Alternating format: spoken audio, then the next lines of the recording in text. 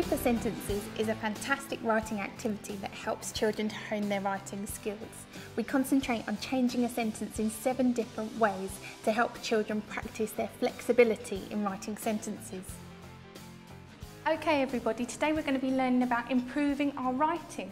So on the board I've got a very, very boring sentence. Michael ran down to the river. It's okay, it tells us what's happening, but it's not very exciting. The principle of the activity is that there are 7 different ways that you can change a sentence.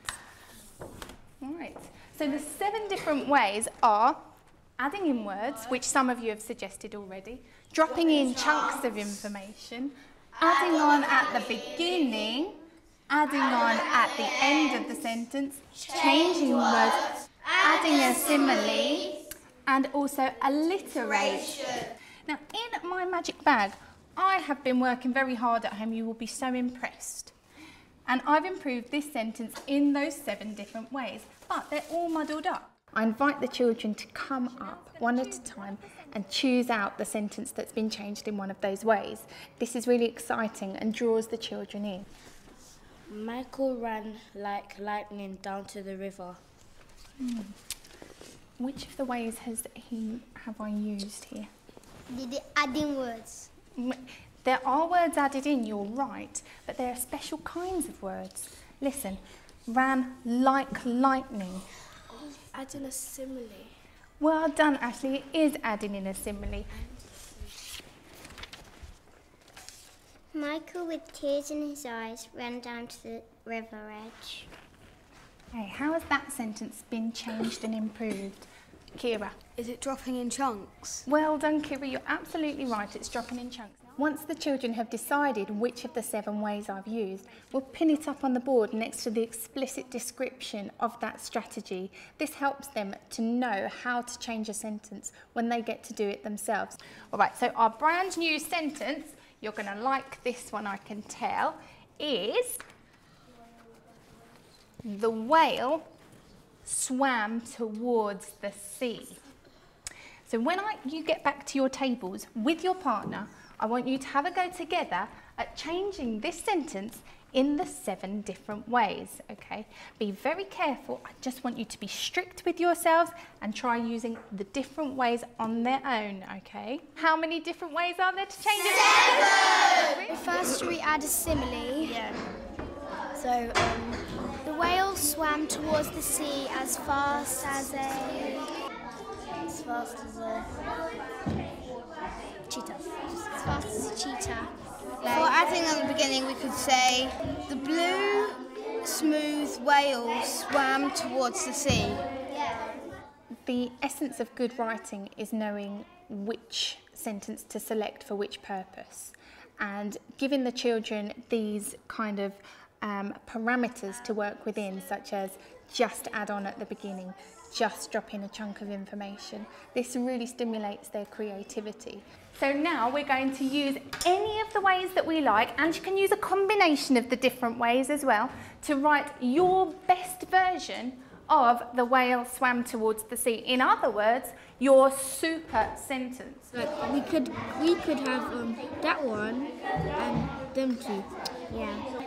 We could have alliteration with add-on at the end, so we could have the sad small whale swam towards the sea whilst the lifeboats were following him.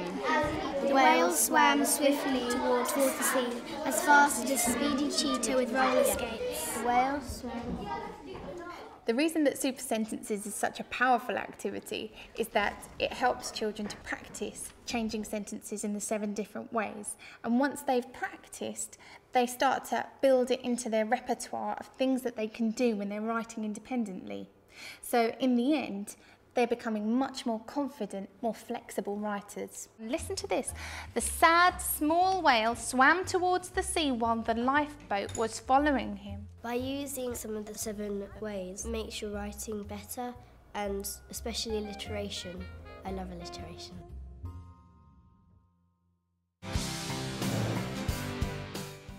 Wordscape is a multi-sensory approach that helps to stimulate creative thinking for writing. So this is the story of Tobias and the angel. Tobit was a farmer. He lived with his wife Anna and their son Tobias. Before the wordscape activity, we use a story so the children understand the context in which they're going to be writing their description of a setting. So Tobias set off to the marketplace to try and find someone to help him. Today's lesson is all about Tobias at the marketplace. In a moment, you're going to take the picture out of your envelope, and in your AB partners, B is going to tell A what they can see in the picture. The reason why I get them to think about a modern shopping centre is because they have first-hand experience, so they have a starting point from which to talk about. Lift there, there's an escalator there. I can see millions of people and a shop called water stores. In the I Can See activity, I start with the nouns and the children write the nouns down on the piece of paper. These are really important because they provide the vocabulary for the wordscape later. Right, we're going to move on to what I can hear. So see if you can write down 2 things that you would be able to hear in that shopping centre or marketplace. 2 things that you can hear. In the market I can hear some babies crying. Fantastic, so babies crying. Okay, if you've done 1 or 2 for what you can hear, see if you can move on to the next one. I can smell. I can smell. Once the children have generated the vocabulary based on a modern setting of a shopping centre, I'd show them some pictures of a Middle Eastern market. So we're going to look at what some of the differences are. Then we'd start to eliminate some of the modern features and vocabulary that they might have come up with. Escalators. Do you think Tobias would have seen escalators in his marketplace? No. Okay, so if you wrote something like that, like escalators, we might want to take that out for the next activity.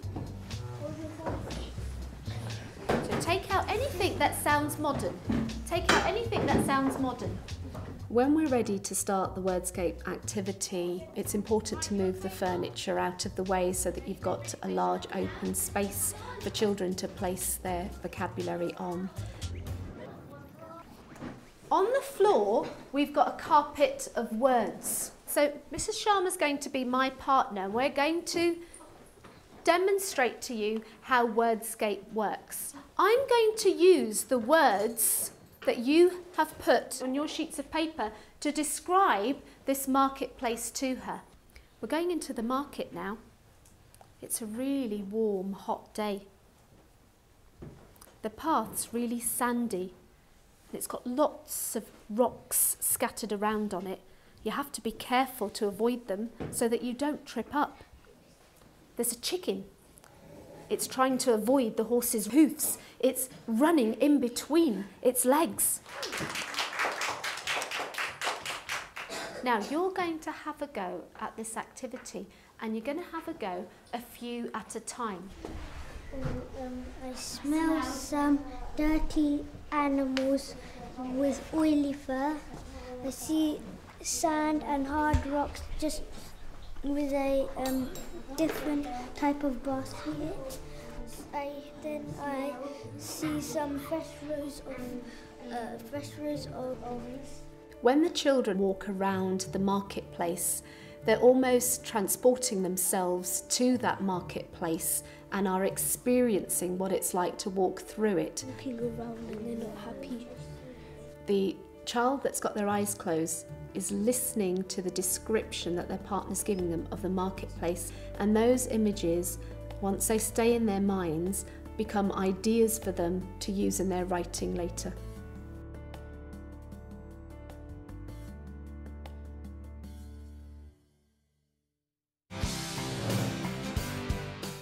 I find that having a really multi-sensory spelling lesson that appeals to the various types of learner really has an impact on the children's ability to spell, but also their enjoyment of writing as a whole. I've got a word in my head.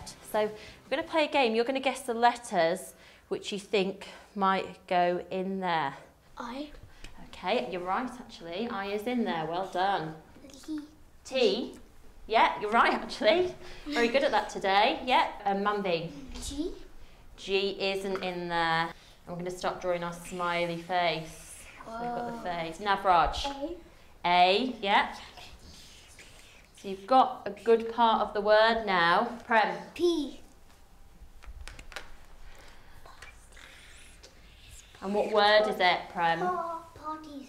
Parties, well done. So today's lesson is all about making plurals of words ending in a consonant, then Y. On the board, I've got 3 words. One of them is the odd one out because it's actually spelt correctly. With your partner, I want you to decide which word is the odd one out and write it down on your whiteboards and then show me. And show me. Let's find out which is the right one. When I use odd one out with the children, I try to draw out the rule that we are working on that week. We have to take the Y away and then add the IES. And show me your boards. I'm really impressed with some of those rules you've come up with. Take away the Y and then add the IES. We're going to play a game now, and it's called Quiz, Quiz, Swap. What you're going to do is you're going to stand up with your words, and you're going to walk around the room and find a partner. So you say your word, and they spell it, okay? Then your partner will say their word, and you spell their word. If you both get the words correct, you spell them correctly, you can swap cards. Off you go. My word is ladies.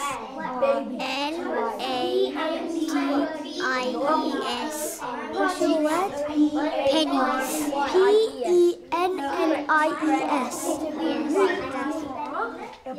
The children really like this activity because they can move around the room and they can talk to each other, and they like the competitive element in trying to swap as many times as possible. Baby. B-A-B-Y. Thank you. Once we've played the game, a really good way to consolidate is for the children to put the target words into a word search. This provides them with an opportunity to practice writing out the key words and apply the rule. P-A-R-T-I-E-S.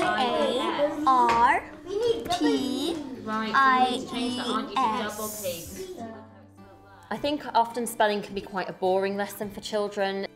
By providing the children with a range of different activities and different games, it really engages all their senses and makes it fun for them, and they actually really enjoy coming to spelling lessons. Just did hoppies like this.